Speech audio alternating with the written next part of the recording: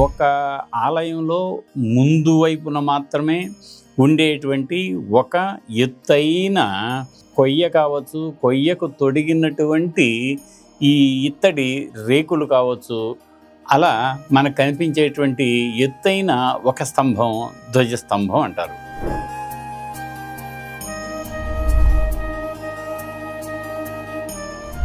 స్వామివారికి కళ్యాణం జరుగుతుంది. కళ్యాణం జరిగేటప్పుడు ఇదిగో ఇక స్వామివారికి అమ్మవారికి కళ్యాణం జరుగుతుంది, కళ్యాణం తర్వాత బ్రహ్మోత్సవం జరుగుతుంది అన్న విషయాన్ని తెలియజేసేటప్పుడు మనం ధ్వజం మీద ఆ వాహనాన్ని రాసి ఆరోహణం చేస్తారు. ధ్వజ ఆరోహణం అంటాం, అంటే ధ్వజాన్ని పైకి ఎత్తటం అని అర్థం. దాని తర్వాత ఆ బ్రహ్మోత్సవం అయిన తర్వాత ధ్వజాన్ని అవరోహణం చేస్తారు.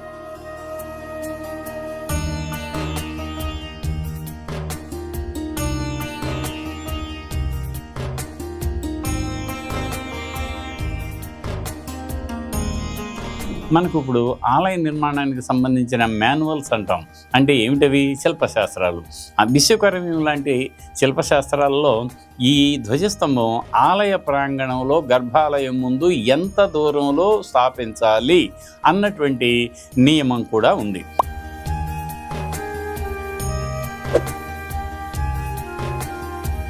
తిరుమల కొండ మీద ఉన్నటువంటి శ్రీ వెంకటేశ్వర స్వామి ఆలయాన్నే కనుక మనం గమనిస్తే మొదటి ప్రాకారంలో లేదు, ఏం లేదు, ధ్వజస్తంభం లేదు. వెండి వాకిలి దాటిన తర్వాతే మనకి ధ్వజస్తంభం, బలిపీఠం ఉన్నాయి.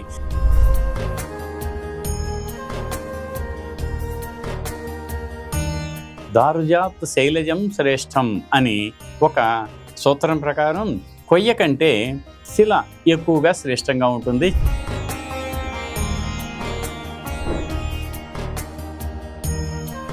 బలిపీఠాన్ని కూడా స్థాపించాలి అని చెప్పుకున్నాం. ఏమిటి ఈ బలిపీఠం? ఎందుకు ఈ బలిపీఠం అని అంటే, అసలు మన మనసుని ఒక దేవునికి బలిగా ఇద్దాం, మన ఆత్మను దేవునికి అర్పిద్దాం. ఆ అర్పణ ద్వారా పరమాత్మకు సాన్నిధ్యానికి చేరుకోవటానికి తొలి ప్రయత్నం చేద్దాం అన్నటువంటి ఒక సూచన కూడా తాత్వికులు చెప్పకపోలేదు.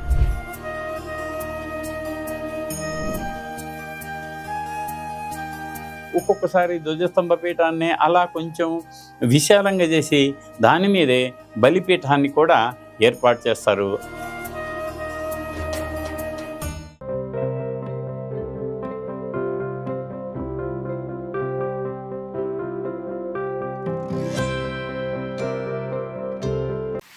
టీవీ ప్రేక్షకులకు నమస్కారం. ఈరోజు గుడి గోపురం శీర్షికన ధ్వజస్తంభం, బలిపీఠం అన్న రెండు విషయాలపై మాట్లాడుకుందాం. ఆలయంలో ప్రతి చోట కూడా మనం గోపురంలో నుంచి లోపలికి ప్రవేశించగానే మొట్టమొదట మనకు దర్శనమిచ్చేది ధ్వజస్తంభం. బలిపీఠం కూడా ఉంటుంది, కాకపోతే అది చిన్నగా ఉంటానా మన దృష్టికి అంతగా గోచరించదు.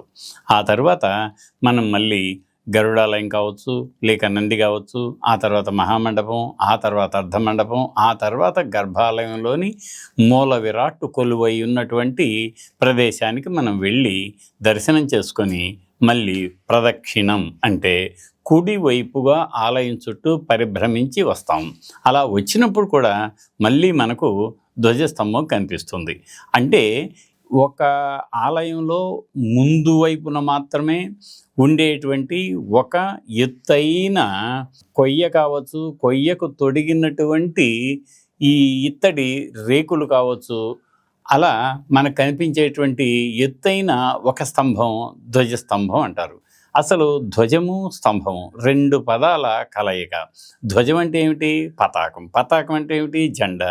ఏ జెండా అంటే మనం మూలమూర్తిని శివుడు అని అనుకుందాం. అంటే లోపల రామలింగేశ్వర స్వామి కానీ, లేక ఏదైనా సరే ఒక ఈశ్వరుని పేరు ఒక ఆలయం ఉంది అని అనుకుంటే, ఈ ఆలయానికి అన్ని భాగాలతో పాటు మహామండపం ఉంటుంది. మహామండపం తరువాత వెంటనే మనకు కనిపించేటువంటిది ధ్వజస్తంభం. అంటే అక్కడ స్తంభం ఉంది, ఆ స్తంభం పైన ఒక ధ్వజం ఉంది. ఆ ధ్వజం ఏమిటి? శివాలయం కదా, శివునికి సంబంధించినటువంటి నంది గుర్తు ఆ ధ్వజంపై ఉంటుందన్నమాట. అలా కాకపోతే విష్ణువు యొక్క ధ్వజస్తంభం అనుకుందాం. విష్ణు ఆలయంలో ఉండేటువంటి ధ్వజస్తంభం. దాని మీద గరుడ ధ్వజం అంటే గరుడు రాసి ఉన్నటువంటి గరుత్మంతుడు వాహనం కదా, వాహనాన్ని రాసి ఉన్నటువంటి ఒక బొమ్మ ఉంటుంది. అది అలాగే అమ్మవారికి అయితే సింహవాహిని కదా అమ్మవారు.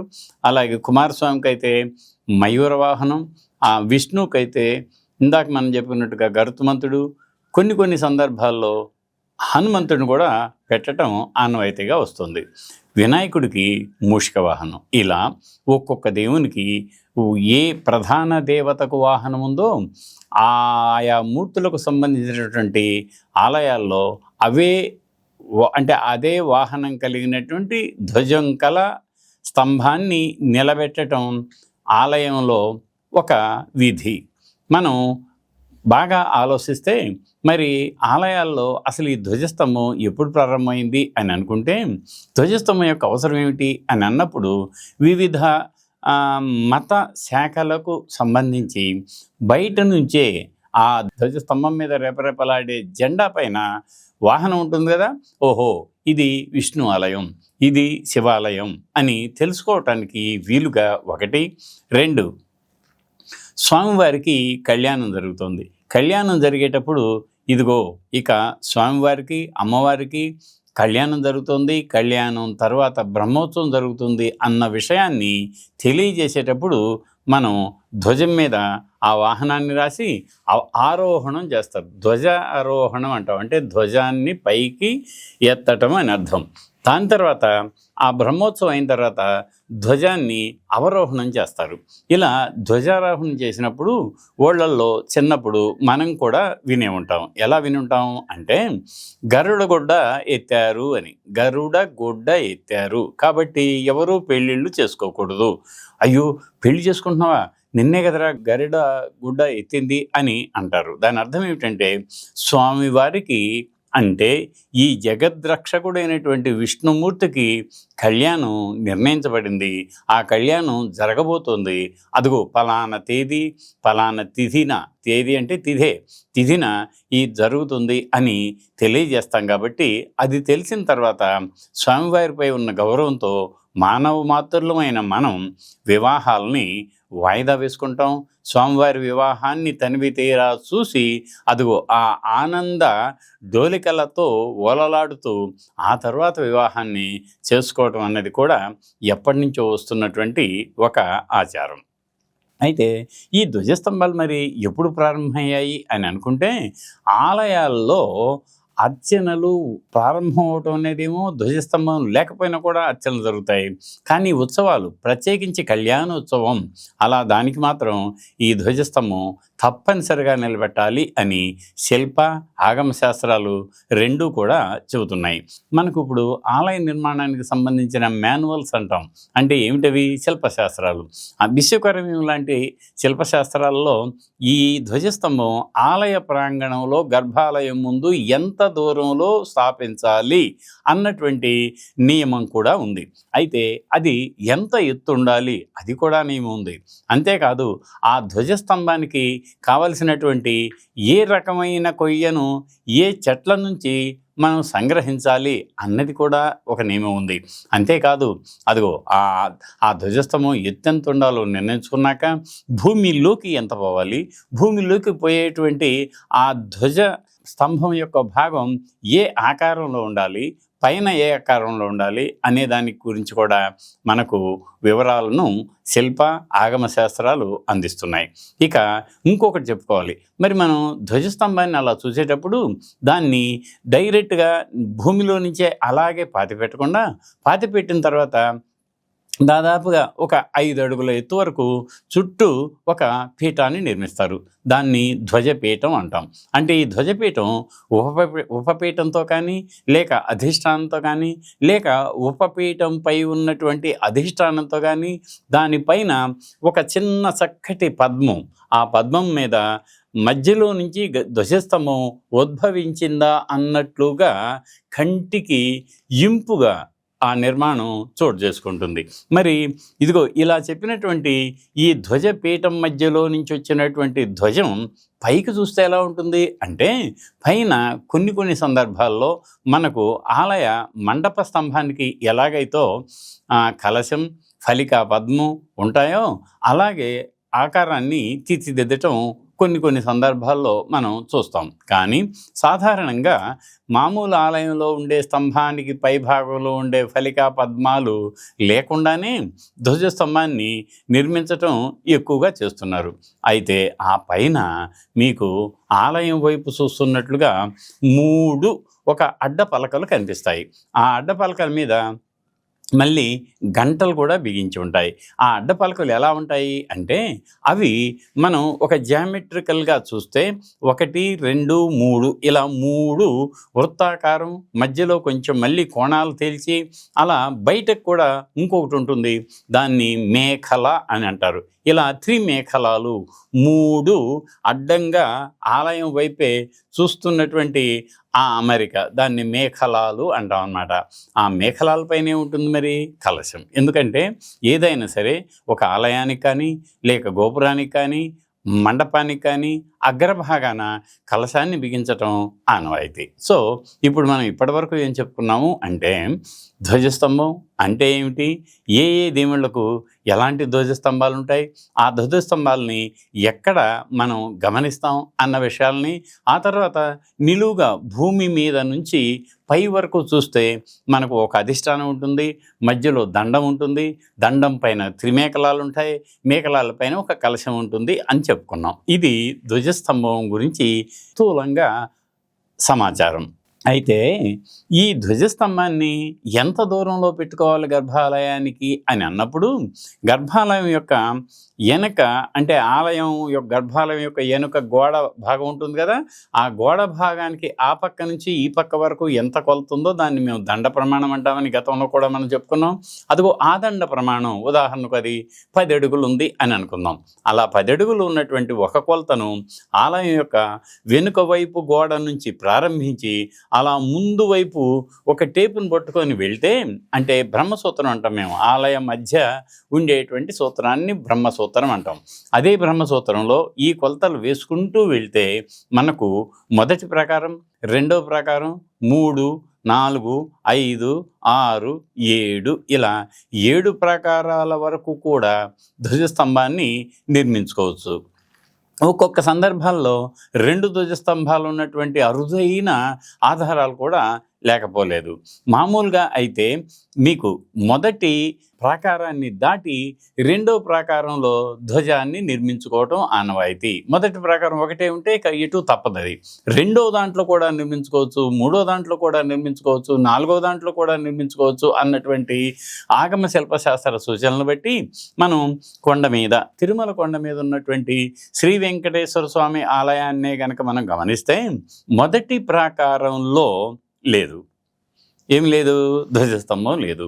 వెండి వాకిలి దాటిన తర్వాతే మనకి ధ్వజస్తంభం, బలిపీఠం ఉన్నాయి. దాన్ని మనం ధ్వజ మండపం అని కూడా అంటాం. ఎందుకంటే ఒక మండపం నిర్మించారు తర్వాత ధ్వజం మధ్యలో నుంచి అలా నిలువుగా ఉంటుందన్నమాట. మనం దాన్ని ధ్వజస్తంభం, ధ్వజ మండపం అని కూడా అంటాం మనం.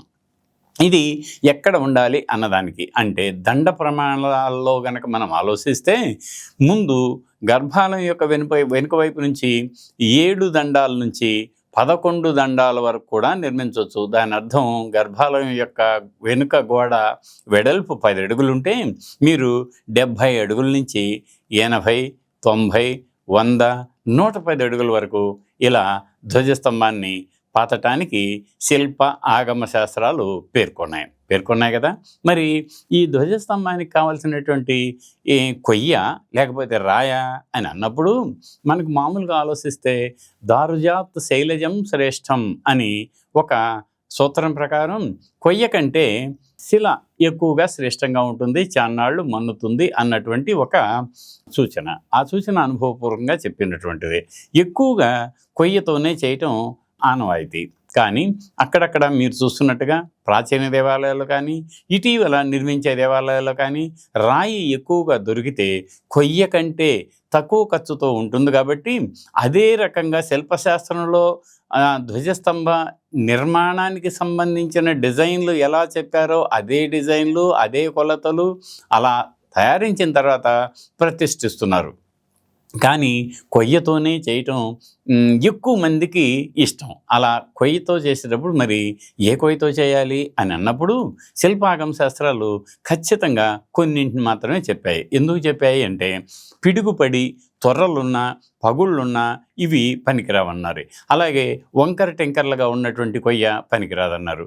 మరి ఎలాంటి కొయ్య పనికొస్తుంది అంటే చెట్లు కొన్ని దాన్ని మనం దారు సంగ్రహణం అంటారు మాకు శిల్పశాస్త్రాలు. అంటే కొయ్యను సంగ్రహించటం. ఎక్కడి నుంచి సంగ్రహించాలి, ఏ చెట్ల నుంచి సంగ్రహించాలి అని అన్నప్పుడు ఆ చెట్లు పాలు కారేవి ఉండాలి. ఆ చెట్లు తైలాన్ని అంటే కొన్ని చెట్లలో నుంచి నూనె లాంటి పదార్థం ఊరుతుంది కదా, అదిగో వాటికి ఇంకా నార కలిగినటువంటి పదార్థం ఉన్నటువంటిది, చావగలిగినటువంటి ఈ చెట్ల నుంచి మాత్రమే ధ్వజస్తంభానికి కావాల్సిన కొయ్యని మనం ఎంపిక చేసుకుంటాం. మరొకటి ఏమిటంటే ఇంకా బాగా గుర్తు పట్టగలిగిన నాణ్యమైన చక్కటి సువాసన వెదజల్లే చందనం, దేవదారు, విప్ప మొదలైనటువంటి చెట్లనే కాక ఇటీవల టేకు చెట్టును కూడా, ఎందుకంటే చావు ఉండి చాన్నాళ్ళు మనగలుగుతుంది కాబట్టి టేకు చెట్టును కూడా ధ్వజస్తంభానికి వాడుకుంటున్నాం. ఇక మనం ఇప్పుడు ఏం చెప్పుకుంటున్నాం, ఈ యొక్క ఏ కొయ్యని అలాగే రాతి నుంచి కూడా చాలామంది చేస్తున్నారు. అదే రకంగా కొయ్యతో తయారు చేసినటువంటి ధ్వజస్తంభాన్ని నిలబెడితే దానికి ఏం చేస్తారంటే అధిష్టానం పైన మన ఇత్తడితో తొడుగుతారు. ఇలా గుండ్రంగా ఒక 2 అడుగుల ఎత్తో 1.5 ఎత్తోనో గుండ్రంగా రేకులు తీర్చి పైనుంచి కిందకి జారవిడిచి ఆ తర్వాత మేకలాలను బిగించడం ఒక ఆనవాయితీ. అవి చాలా కాలం ఏమవుతుందంటే ఆ లోపల ఉన్న కొయ్య వర్షానికి కానీ ఎండకు కానీ చెడిపోకుండా చాలా కాలం నాణ్యంగా ఉండటానికి అవకాశం ఉంటుంది అని చేస్తారు. మరొకటి ఆ ధ్వజస్తంభానికి ఇలా ఒక లోహపు తొడుగు అలంకారాన్ని కూడా ఇస్తుంది.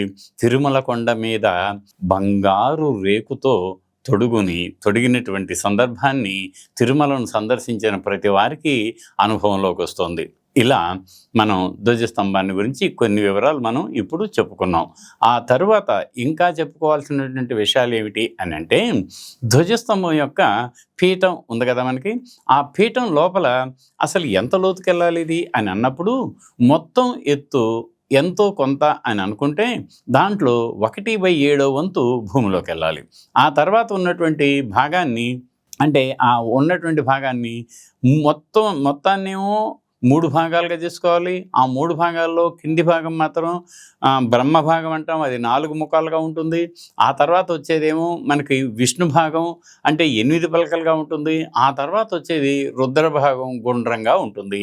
ఆ గుండ్రంగా వచ్చిన పైన కొసలుగా తీర్చి మేఖలాలను అమర్చి దానిపైన కలశాన్ని పెట్టడం. ఇది ధ్వజస్తంభం యొక్క నిర్మాణ విధానం. అయితే ఎత్తటం ఎలా ఎత్తారు అని అన్నప్పుడు ఇంతకుముందు మనం నిర్దిష్ట ప్రదేశంలో దాని యొక్క మధ్య బిందువును గుర్తించి అదిగో ఆ కొలతలోనే మనం పెద్ద గుంటను తీసి ఆ గుంటలో అడుగున ఒక రాతిని ఏర్పరిచి ఆ రాతి మధ్యలో ఒక చిన్న ఈ స్తంభం ఎంత పడుతుందో అంత సదరంగా గుండ్రంగా 1 అంగుళం లోతు ఆ రాతిని మలచి దాంట్లో 9 రకాల గుంటలను ఏర్పరిచి నవధాన్యాలు, నవరత్నాలు అవి 2 వేయటానికి వీలుగా లేక యంత్రస్థాపన కూడా చేస్తారు. ఇదిగో ఈ విధి విధానం అంతా కూడా ఆగమ శిల్పశాస్త్రంలో ఎలా చెప్పారో అలా స్థాపకుడు స్థపతి. స్థాపకుడెవరు? ప్రధానాచార్యుడు. అదిగో ఆచార్యుని ఆధ్వర్యంలో ఋత్విక్కుల వేదమ మంత్రోచ్చాటన నడుమ హాయిగా అందరూ మనం గుర్తుంచుకోవాల్సింది ఏమిటంటే ఆ మంత్రోచ్చాటన జరిగేటప్పుడు యాగశాల నుంచి వెలువడేటువంటి ఆ అగ్ని కీలలు కూడా అందరు సూపర్లను ఆకట్టుకుంటాయి. ఆ సందర్భంగా కేవలం గ్రామంలోని వారే కాక ఈ ఊరి నుంచి బయటకు వెళ్ళినటువంటి ఆడపిల్లలు కోడళ్ళుగా బయట ఊళ్ళ నుంచి ఇక్కడికి వచ్చినటువంటి ఆడపిల్లలు కోడళ్ళుగా వచ్చి ఉంటారు కదా, ఇదిగో వాళ్ళు వాడి బంధువులు అందరూ కూడా ఆ రోజు వచ్చి ఈ వేడుకల్లో పాల్గొంటారు. ధ్వజస్తంభాన్ని ఎత్తినప్పుడు నిజంగానే అందరూ కుమ్మడిగా అదొక ఉత్సాహంతో ప్రతివారు తాను ఒక చెయ్యాలని, నేను కూడా ఆ తాడును లాగాలని, ఆహా నేను కూడా ధ్వజస్తంభాన్ని ఎత్తేటప్పుడు అంగుళం అంగుళం పైకి అలా అలా అలా వచ్చి నిఠారుగా దాన్ని కూర్చోబెట్టినప్పుడు వారు పొందే ఆనందం అంతా కాదు ఇంత కాదు. ఇదిగో ఇది ధ్వజస్తంభానికి సంబంధించిన వివరాలు. మరి ధ్వజస్తంభం తర్వాత ఇంతకుముందు మనం బలిపీఠాన్ని కూడా స్థాపించాలి అని చెప్పుకున్నాం. ఏమిటి ఈ బలిపీఠం? ఎందుకు ఈ బలిపీఠం అని అంటే, ఒకటేమో తాత్వికార్థం ఉంది. ఆ తాత్వికార్థం ఏమిటి అంటే, అసలు మన మనసుని ఒక దేవునికి బలిగా ఇద్దాం, మన ఆత్మను దేవునికి అర్పిద్దాం, ఆ అర్పణ ద్వారా పరమాత్మకు సాన్నిధ్యానికి చేరుకోవటానికి తొలి ప్రయత్నం చేద్దాం అన్నటువంటి ఒక సూచన కూడా తాత్వికులు చెప్పకపోలేదు. అది ఒక విషయం అయితే, రెండవది స్వామివారికి ఇంకా దిక్పాలకులకు ఇంకా పరివార దేవతలకు నైవేద్యం సమర్పించే ముందు బలిహరణం అంటారు. ఆ నైవేద్యాన్ని స్వామివారికి సమర్పించిన తర్వాత మిగతా వారికి కూడా బలి అన్నటువంటి ఒక పేరు, అంటే నివేదనమనే దాని అర్థం, నివేదనాన్ని ఈ ధ్వజస్తంభానికి ముందు కానీ లేక వెనుక కానీ ఏర్పరిచినటువంటి పీఠంపై ఉన్న, ఒక్కొక్కసారి ధ్వజస్తంభ పీఠాన్ని అలా కొంచెం విశాలంగా చేసి దాని మీదే బలిపీఠాన్ని కూడా ఏర్పాటు చేస్తారు. అది సింపుల్గా ఎలా ఉంటుంది అంటే, కింద ఒక చదరం పైన ఒక పద్మం చుట్టూ, అది వృత్తాకారం, ఆ వృత్తాకార పద్మం పైన ఆ పద్మం మధ్యలో నుంచి ఒక దిమ్మె ఉంటుంది. అదిగో ఆ దిమ్మె ఎలా ఉంటుందో అలాగే బలిపీఠాన్ని తయారు చేస్తారు. ఈ బలిపీఠానికి అటు లోహంలోను లేక ఇటు రాతిలోనూ తయారు చేయటం ఆనవాయితీగా ఉంది. కాకపోతే ఎండలకు వానలకు తట్టుకోవాలి అని అంటే కేవలం రాతిలో మాత్రమే చేసినటువంటి బలిపీఠాలు ఎక్కువ కాలం నిలబడగలుగుతున్నాయి అని, అది మనం గత కాలం నుంచి మనం నేర్చుకున్న ఒక విషయం కాబట్టి రాతిలోని బలిపీఠాలు ఎక్కువగా ఉంటాయి. అయితే ఒకే ఒక బలిపీఠం ఉంటుందా, ఇంకా చాలా బలిపీఠాలు ఉంటాయా అని అన్నప్పుడు, ప్రధానంగా మూల విరాట్టుకు నైవేద్యం సమర్పించిన తర్వాత బలిహరణం చేయటానికి ధ్వజస్తంభానికి ముందు కానీ వెనుక కానీ ఏర్పాటు చేసినటువంటి ఒకే ఒక బలిపీఠం చాలు. అది శిల్పశాస్త్రాల్లో అంతవరకు ఆ నియమాన్ని మనం పాటించాలి. కానీ ఇటీవల వచ్చినటువంటి ఒక పోకడ ఏమిటి అంటే, అనేక రకాలు, అంటే అష్టదిక్కుల్లోనూ అష్టదిక్పాలకులు కూడా మనం ఈ బలిని ఇవ్వాల్సింది కాబట్టి అన్ని చోట్ల ఆలయంలో ప్రధానంగా ధ్వజస్తంభంపై ఉండటమేమో అది ఖచ్చితం. కానీ చుట్టుపక్కల మళ్ళీ, అంటే అటు ప్రాకారం కావచ్చు లేక ఆలయం లోపల కావచ్చు, 8 దిక్కుల్లో 8 బలిపీఠాలను కూడా ఏర్పాటు చేయటం ఒక ఆనవాయితీగా వస్తుంది. ఇదిగో ఇది ఈనాటి గుడి గోపురం శీర్షికన మనం చెప్పుకుంటున్నటువంటి ధ్వజస్తంభం, బలిపీఠం, విధి విధానాల గురించి. ఈ సందర్భంగానే మనం శారీరకంగా కొంచెం అవలోకనం చేస్తే, అసలు ఈ ధ్వజస్తంభం ఎప్పటి నుంచి మనకు బయటకు వస్తుంది అని ఆలోచిస్తే, మనకు అంటే మధ్య భారతదేశంలో విదిశాలో ఉన్నటువంటి ఒక ప్రదేశంలో బేస్ నగర్ అని ఒక ఊరు ఉంది. అక్కడ గరుడా పిల్లర్ అని ఒకటి ఉంది. దాన్ని చాలామంది ఏమన్నారంటే, అంటే ఒక స్తంభం పైన గరుత్మంతుని విగ్రహం, దాన్ని కూడా విష్ణువుకి ఏర్పరిచిన తొలి ధ్వజస్తంభంగా పేర్కొన్నారు చరిత్రకారులు. ఇది సామాన్య శక పూర్వం 1వ శతాబ్ది. అది ఎత్తింది ఎవరో తెలుసా? గ్రీకులు ధ్వజస్తంభాన్ని ఎత్తారు. దాని తర్వాత మళ్ళీ మనకు తెలుగు నేలపై మొట్టమొదటిగా ధ్వజస్తంభం ప్రస్తావన అని అనగానే పురావస్తు ఆధారాల రీత్యా ఎక్కడ కనిపించింది అని అన్నప్పుడు 1954-65 మధ్య నాగార్జున సాగర్ జలాశయ ముంపుకు గురయ్యే ఆ శ్రీపర్వత విజయపురిలో జరిపినటువంటి త్రవ్వకాల్లో అనేక బౌద్ధ ఆరామాలు, వాటితో పాటు వైదిక ఆలయాల పునాదులు కూడా వెలుగు చూశాయి. డాక్టర్ ఆర్ సుబ్రహ్మణ్యం గారని, రాయప్రోలు సుబ్రహ్మణ్యం గారు, ఆ మహనీయుడు 1954 నుంచి 60 వరకు తవ్వకాలని చేపట్టారు. అందులో చాలామంది తర్ఫీదు పొందారు. అలా తర్ఫీదు పొందిన వారిలో డాక్టర్ వివి కృష్ణశాస్త్రి గారు, ఐకే శర్మ గారు, వీరు ప్రముఖ పురావస్తు శాస్త్రజ్ఞులుగా ఆ తర్వాత కాలంలో వెలసిల్లారు. కృష్ణశాస్త్రి గారు రాష్ట్ర పురావస్తు శాఖకు దాదాపుగా 12 ఏళ్ల పాటు సంచాలకులుగా కొనసాగితే, డాక్టర్ ఐకే శర్మ, ఇంగువ కార్తికేయ శర్మ గారు కేంద్ర పురావస్తు శాఖలో అత్యున్నత పదవులను అలంకరించారు. అదిగో అది నాగార్జునకొండ త్రవ్వకాల నేపథ్యం. అయితే అక్కడ మనకు పుష్పభద్ర స్వామి అని ఒక ఆలయాన్ని తవ్వినప్పుడు ఆ ఆలయం యొక్క మొత్తం పునాదులు బయటకు వచ్చాయి. ఏమేం కనిపించాయి? ఒకటేమో చుట్టూ ప్రాకారం, ఆ తర్వాత లోపల గర్భాలయం, ఆ గర్భాలయం తర్వాత అర్ధమండపం, అర్ధమండపానికి ముందు మహామండపం, మహామండపానికి ముందు ధ్వజస్తంభం, ఆ ధ్వజస్తంభం కూడా పడి కింద నేల మీద పడి కనిపించింది. ఇక ఇంతకంటే ఆధారం ఏం కావాలి చెప్పండి మనకి? అంటే సామాన్య శకం 3వ శతాబ్దిలోనే ఆలయాల్లో ధ్వజస్తంభాన్ని ప్రతిష్ఠించటం జరిగింది అని మనం చెప్పుకోవచ్చు. అలా చెప్పుకోవటానికి కారణం ఏమిటి?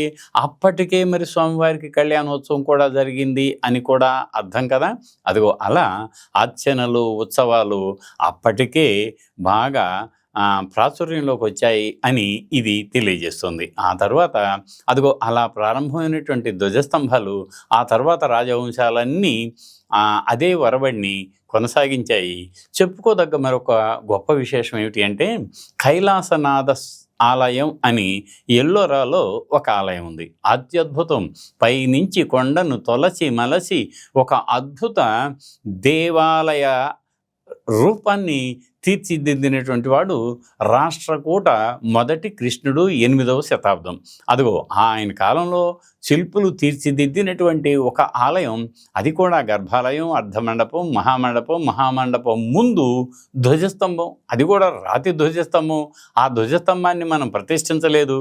మొత్తం కొండను ఒక పథకం ప్రకారంగా పైనుంచి రాసినట్టుగానే ఆలయం యొక్క ప్లాన్ని పైనుంచి కిందకు అలా దించుకుంటూ మధ్య మధ్యలో అనవసరమైనటువంటి రాతిని చెక్కి తొలగించి బయట వేయటం వల్ల మనకు బయలుపడింది అది గుహాలయం అని అనవచ్చు. కానీ గుహాలయాన్ని మించిన నిజమైన పైనుంచి కింద వరకు తొలచిన ఆలయంగా కూడా మనం చెప్పుకోవచ్చు. అదిగో అక్కడ రాతి ధ్వజస్తంభం ఇప్పటికీ కనిపిస్తూనే ఉంటుంది. ఇలా మీరు కేరళ వెళ్తే అక్కడ ధ్వజస్తంభాలు చాలా పొడవుగా ఎత్తుగా ఉంటాయి. అది ఆ ప్రాంతపు లక్షణం. కానీ దాక్షిణాత్యాన, ప్రత్యేకించి తెలంగాణ, ఆంధ్రప్రదేశ్, కర్ణాటక, తమిళనాడులో ప్రతి ఆలయంలోనూ విడిగా ధ్వజస్తంభం ఉంటుంది.